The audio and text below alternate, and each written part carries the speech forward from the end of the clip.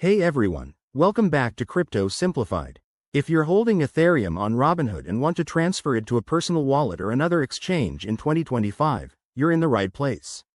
This quick guide will walk you through the process step by step, so you can do it safely and efficiently. First off, why transfer ETH? It gives you more control over your assets and avoids platform restrictions. But remember, crypto transfers involve risks like fees and potential errors, so always double-check everything. To get started, make sure you have a Robinhood account with ETH in it, and you'll need the recipient's Ethereum wallet address ready.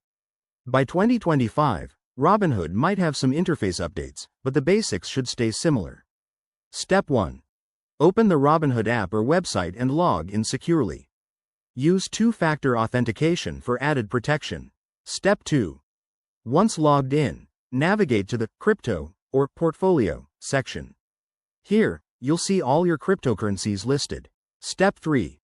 Find your Ethereum holding and select it. This will bring up more details about your balance. Step 4. Look for the Transfer or Withdraw button. It's usually prominent. Tap on it to start the process. Step 5.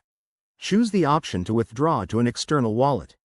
Enter the recipient's ETH address carefully. One wrong character could send your funds to the wrong place. Step 6. Input the amount of ETH you want to transfer.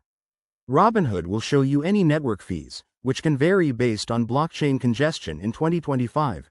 Expect Ethereum fees to be dynamic.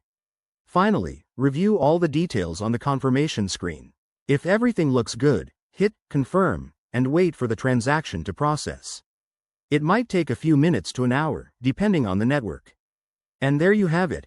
That's how you transfer ETH from Robinhood in 2025.